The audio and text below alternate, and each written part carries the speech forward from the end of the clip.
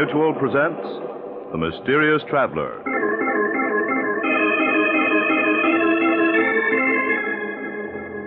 This is The Mysterious Traveler, inviting you to join me on another journey into the realm of the strange and terrifying. I hope you will enjoy the trip, that it will thrill you a little and chill you a little. So settle back, get a good grip on your nerves, and be comfortable, if you can, as you hear the story I call Death Writes a Letter.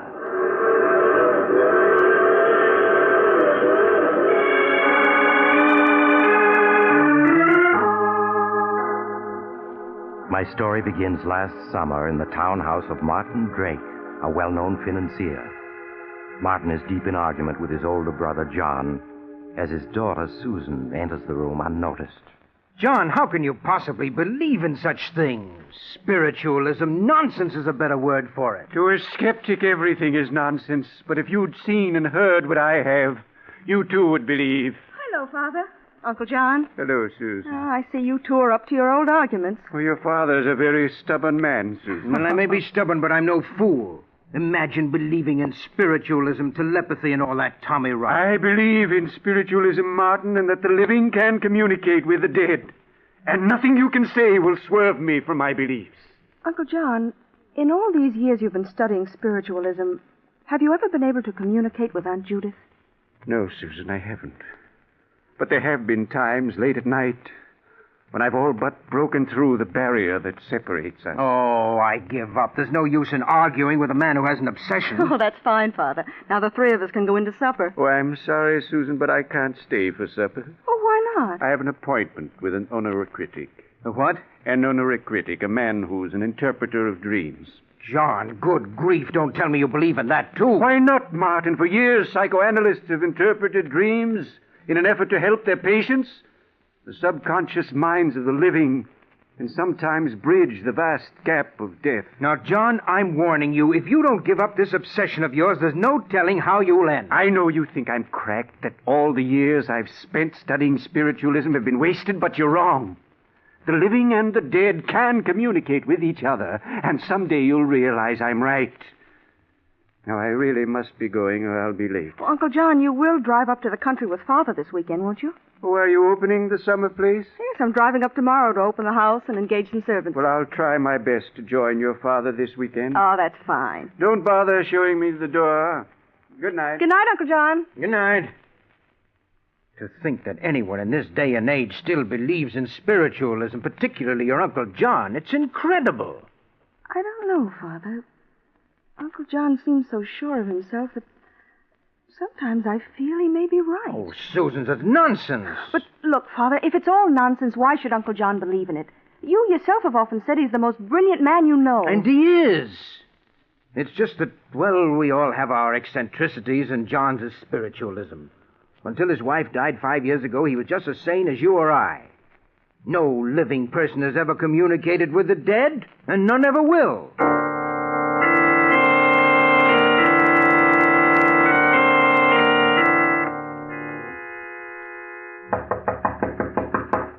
Father, are you awake? Father? What? Oh, Susan, come in, dear, come in. Oh, I'm sorry if I woke you, Father. Oh, it's all right. What time is it? It's just 7 o'clock. 7 o'clock. Well, what are you doing up and dressed so early? I'm driving up to the country to open our summer place. Have you forgotten, Father? Oh, yes, so you are. Oh, didn't you sleep well last night, Father? There are circles under your eyes. No, I spent a very poor night. I had a nightmare, but I can't seem to remember what it was about. Oh, I'm sorry, Father. Darling, is there anything I can get you? No, I'll be all right, dear. You run along. Oh, I need the keys to the car. Oh, yes, you'll find them over there on my desk. And if you need any money, help yourself. Oh, thank you, Father, but I have enough money.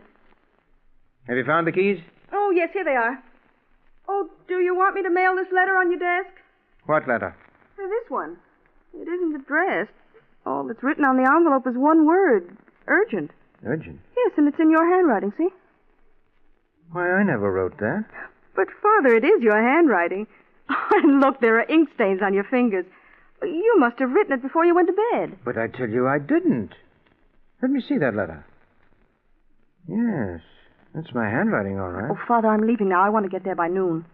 What? Oh, yes. Goodbye, dear. Take care of yourself. I will, darling. Bye. Urgent. And it's my handwriting, all right. But for the life of me, I can't remember. Well, let's see. Dear Martin. What the devil? A letter in my own handwriting addressed to me. Dear Martin. No. No, this can't be. It can't.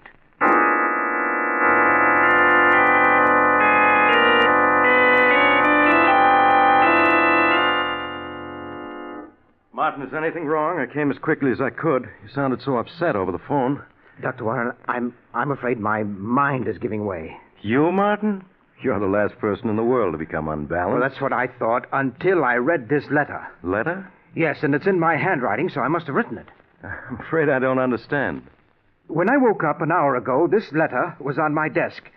I could see it was my handwriting, and yet I don't remember having written it. You don't remember having written it? No, and yet I must have. There are still ink stains on my fingers. Martin, none of this makes sense. Yes, I know. What's in the letter? I'll read it to you. Dear Martin. Wait a minute. You mean it's in your handwriting, but it's addressed to you? Yes, but it's signed with the name of my brother John. Signed by John. In your writing? Exactly. You better read me that letter. Maybe then I can understand this. Dear Martin, this letter will undoubtedly give you quite a shock. But after you finish reading it, I'm quite sure you'll understand why it was written. After I left Susan and you a few hours ago, I went to keep my appointment with the dream interpreter I'd spoken to you about. It was shortly before midnight that I returned to my home. As usual, I found Martha and Paul waiting up for me. Good evening.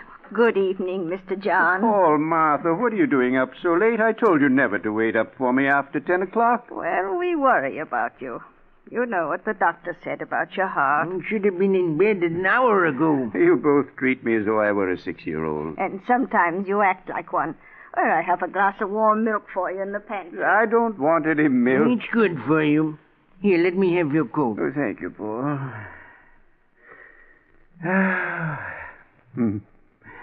It feels good to be home, sitting in the chair before the fire.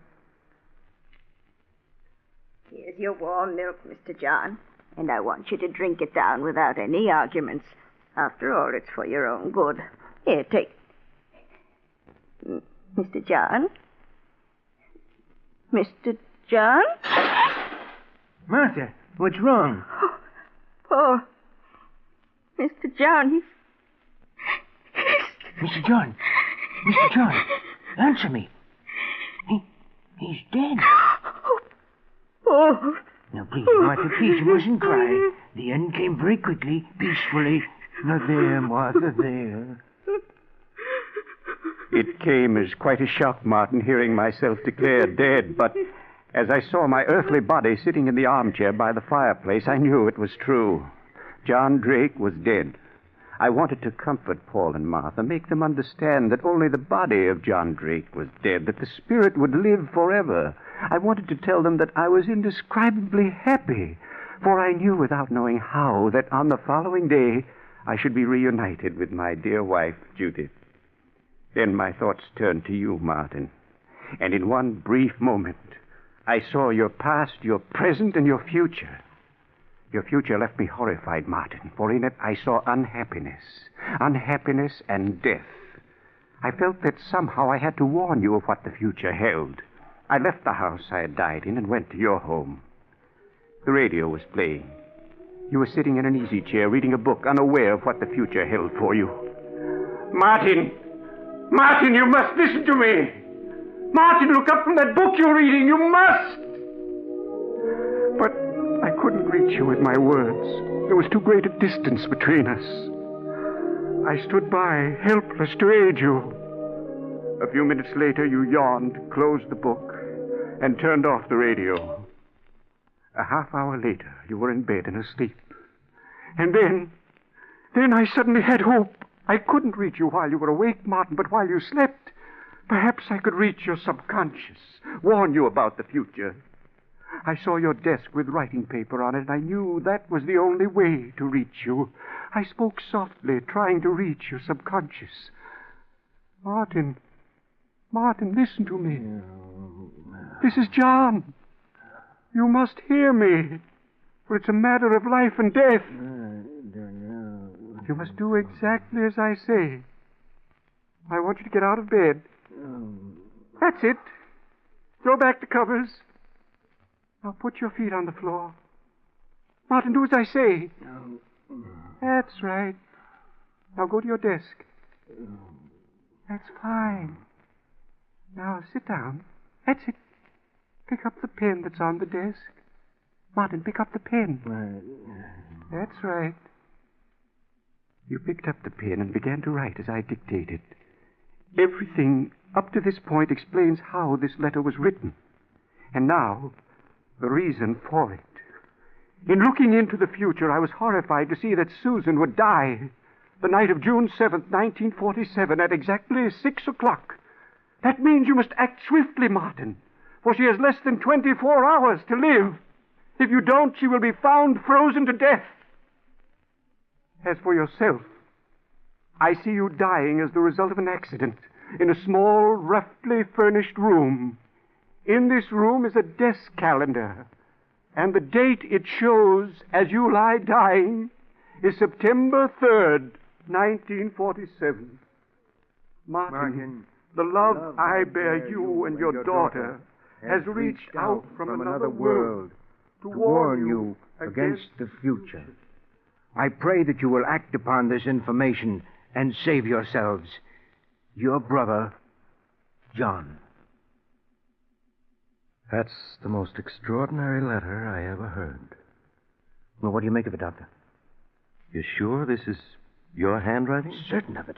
And then there are these ink stains on my fingers. Yes. It's amazing. It's obvious that I wrote this letter last night in my sleep. What upsets me is the content of the letter. The things I wrote are so fantastic that I'm afraid I may be losing my mind. No. I'm quite sure you're sane, Martin. Well, then how do you account for my writing such a fantastic letter even in my sleep? Has it occurred to you that this fantastic letter, as you call it, may not be fantastic? What? Now, Henry, you're not trying to tell me that you believe that this letter is true. That my brother John did die last night and came here to... Surely you don't believe in all that Tommy rot. Then your explanation for that letter is that you wrote it while having a nightmare? Well, of course. What other answer could there be? It's ridiculous to think that you, a man of science, could attach any credence to this letter even for a moment. You amaze me. There have been many phenomena in history. Phenomena that never could be explained. Not even by science. Oh, you're almost as bad as my brother. Soon you'll be telling me that you, too, believe in spiritualism. Have you called up your brother this morning? Why, no. Why should I have? Oh, you think he may have died last night as he wrote me in this letter? Doctor, I think you'd better see a doctor. I suggest you call your brother. Well, all right, I will, just to show you what a fool you are for believing even for a moment that there can be anything to this letter. Why, when John was here last night, he looked just as healthy as... hello, Paul. This is Mr. Drake. Is my brother there? The what? Last night? After he returned home? I see. Thank you, Paul. He is dead, isn't he? Yes. Paul said that he died last night. If your brother died last night, then this letter must have been written by him through your subconscious after... No, that can't be. What you're saying is madness. The dead can't communicate with the living. Yeah, but in this letter, your brother speaks of his death last night and goes on to tell My about... brother couldn't have written that letter through my subconscious. Such things can't happen. I wish I felt as certain as you do. What about this part of the letter? In looking into the future, I was horrified to see that Susan would die the night of June 7th, 1947, at exactly 6 o'clock in the evening. That means you must act swiftly, Martin, for she has less than 12 hours to live. If you don't, she'll be found frozen to death. And that proves how fantastic the whole letter is. Today is June 7th, and outside it's like summer. How could Susan possibly be frozen to death? I don't know, Martin. But if Susan were my daughter, I think I'd want to be with her tonight at 6 o'clock. You'd never be able to forgive yourself if anything would have happened to her. I'll go with you if you like. Oh, very well. But mind you, I still don't believe that John wrote this letter through my subconscious.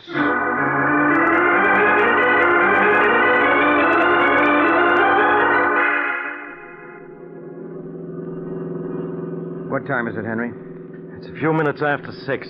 If we hadn't had the breakdown, we'd have been there hours ago. How much further is it? As soon as we reach the top of this hill, you'll be able to see it. I wish we'd reached the house before 6. Now, surely you don't believe what that letter says. How could Susan possibly freeze to death? Why, it's a warm evening. It's like summer. Yes, I know, but just the same, I wish we'd arrived sooner. Look, you can see the house now, down there in the valley. Susan's probably getting dinner. And we'll certainly look like a pair of fools coming up here because of that ridiculous letter. I hope you're right.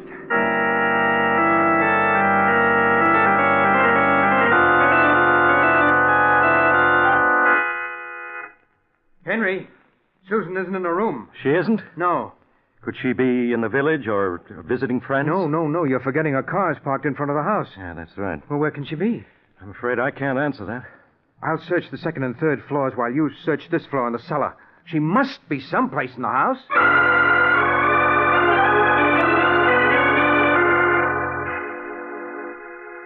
Henry, where are you?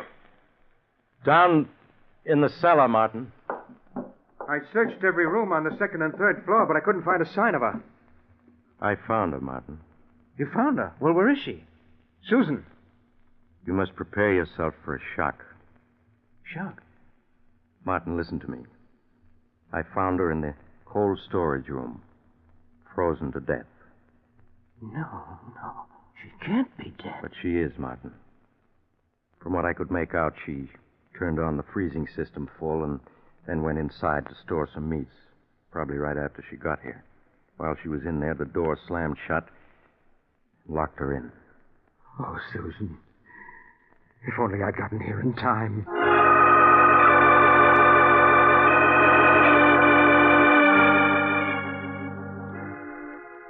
Martin, for weeks now you've been like this.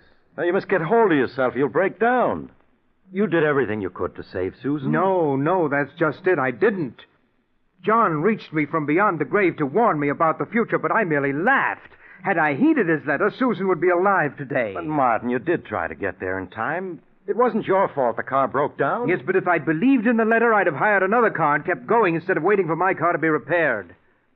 You know, I've been thinking perhaps it was meant that your car should break down. That you should arrive too late to save Susan. What? Perhaps it was wrong of John to break through the barrier that separates the living from the dead and warn you of the future. Well, how could it be wrong if it would have saved Susan? Perhaps it was ordained that Susan was to die when she did. And that's why the car broke down. No. I could have saved her if only I'd hired another car and rushed on to my country home. But at least now I can heed John's warning and save my own life. Save your own life? Yes. Have you forgotten the other part of the letter? As for yourself, Martin, I see you dying as the result of an accident in a small, roughly furnished room. In this room is a desk calendar, and the date it shows as you lie dying is September 3rd, 1947. Today is August 1st. That means I have less than 5 weeks to live, unless I can save myself. But how can you save yourself, Martin? What's meant to be will be. Not if I'm clever enough to take advantage of the information in this letter. Dying as the result of an accident in a small, roughly furnished room.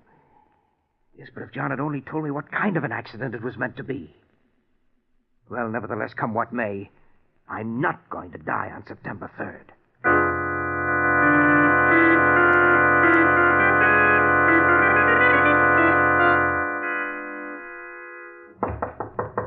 Just a minute. Hey, Martin, what's going on? I mean, what's the meaning of all those men around the house? Why was I searched before I entered the room? Henry, do you know what the date is? Well, yes, it's September 2nd. Yes, and in a few minutes it will be midnight, and then it will be September 3rd. Oh, yes, that's right. The letter. In the letter, John warns me that I shall die of an accident in a small, roughly furnished room. Well, you'd hardly call this drawing room that, would you? No, I wouldn't. It's my intention to remain in this room until tomorrow is past. Now, Henry, would you mind keeping me company for the next 24 hours? No, Martin, not at all. See, I've taken every possible precaution to prevent an accident from occurring. I've removed everything from this room but that sofa, chair, and table. And I have food in here to last me for several days. I have guards around this house and outside this room to prevent anyone from entering for the next 24 hours. It certainly sounds as though you've taken every precaution. Yes, I've done everything I could think of. Henry, do you hear that? It's just midnight. September 3rd is here.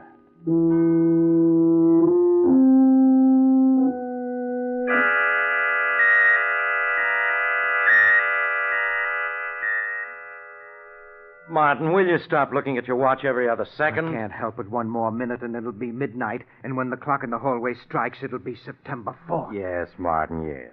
Now, why don't you sit down and take it easy? How can I at a time like this? Martin, you must calm down. Think of your heart. Only 30 seconds more, Henry. 30 seconds.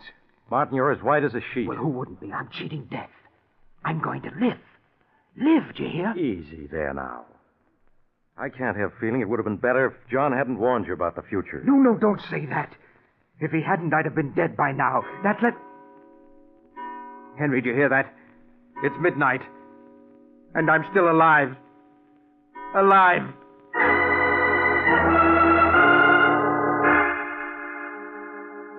For some weeks, Martin Drake was a sick man as the result of the strain he'd undergone. But with the coming of fall, he was well on the road to recovery. It was in late autumn that he invited Dr. Warren to go hunting with him in Maine. Day after day, the two men, with their guide, roamed the woods. The exercise and outdoor life did Martin a world of good, and he was soon his former self, both physically and mentally. It seems to be getting much colder, doesn't it? Yes, it feels very much like snow. I think it'll hold off for a while yet. Would you like to do a little more hunting, Mr. Drake? We still got a couple of hours till it gets dark. Yes, I wouldn't mind. How about you, Henry? Well, by all means. Maybe we'll come across that buck we spotted this morning. Yes, he was a big fellow.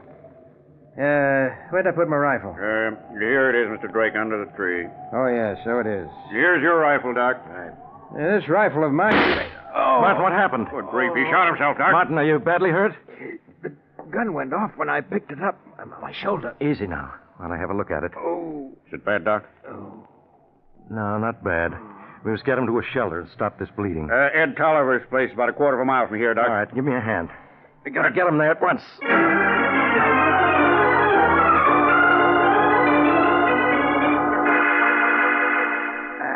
Now, put him down gently on the cot. Okay. Easy now. That's it. How is he, Doc? Think he'll pull through? Yeah, of course. He's just fainted from the pain and the loss of blood. Now, let's see. Sure is a nasty wound. Yeah. Fortunately, the bullet went on through his shoulder. I won't have to probe for it. Oh. What are you going to do to him, Doc? Well, first I'll have Henry, where am I? Now, just lie still, Martin. We brought you to this shack where I can fix you up. Oh, my shoulder hurts. It'll be all right now once I get the bullet wound cleaned up. Pete, put my medical bag on this desk here. Open it, will you? Sure, Doc. Will you have to probe for the bullet? No. Fortunately, it went right through. All I have to do is clean the wound. It may hurt a bit, Martin. That's all right, Henry. Go ahead. Maybe you better turn your face away from me so you won't see what I'm doing. Sometimes it's easier that way. Concentrate on the desk over there, huh? All right. Pete, hand me that tube of sulfur powder. Yep. Also the... Henry! What is it, Martin? That calendar. What calendar? There on the desk. Don't you see? Yes. Do you see what date it has? September 3rd. I guess that's the day Ed Tolliver went back to the city. September 3rd. Martin, you mustn't get excited. Do you remember what the letter said? Henry, this is it. Oh, Martin, no. You'll be all right if only you'll I calm had an down. accident. This room is small, roughly furnished. And the desk calendar does show September 3rd, 1947. Henry, it's all as John said it would be. I haven't cheated death. He's here in this room. He's come to take me. He's come to...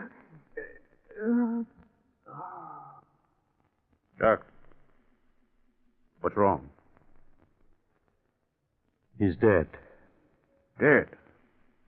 But it was only a shoulder wound. You said he'd pull through. Yes, but I was wrong. Shock killed him. I guess nothing can save a man when it's ordained he die. Death came to Martin Drake as it was foredoomed to come.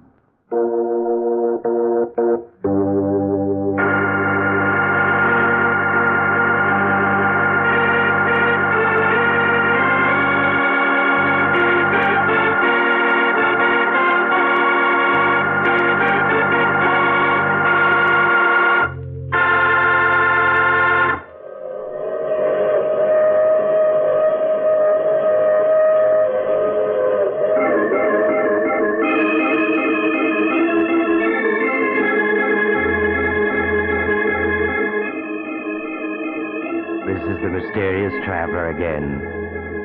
Too bad about Martin and Susan, wasn't it? Even John Drake's warning from another world couldn't save them. Which seems to prove that when your time comes, nothing you can do can change it. So you might as well not worry about it. Though I did know of a man who managed to outwit death for several hundred years. Then one day he was... Oh, you have to get off here. I'm sorry. But I'm sure we'll meet again. I take this same train every week at this time.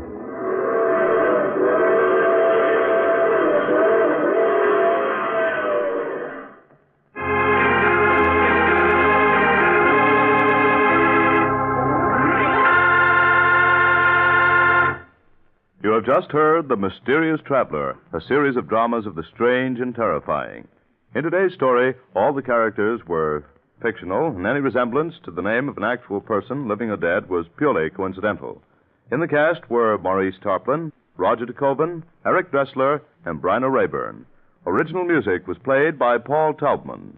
The Mysterious Traveler is written, produced, and directed by Robert J. Arthur and David Kogan.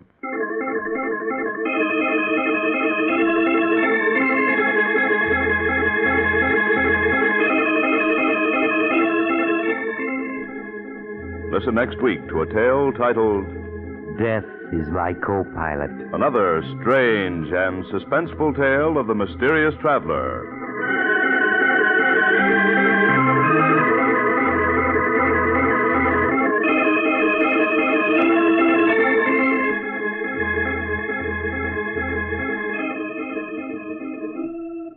Your Mysterious Traveler has turned author. Yes, Maurice Tarplin has penned a chilling tale titled 7 Casks of Death, which appears in the current issue of Dime Mystery magazine, one of the popular publications group now on sale at your local newsstand. Don't miss it.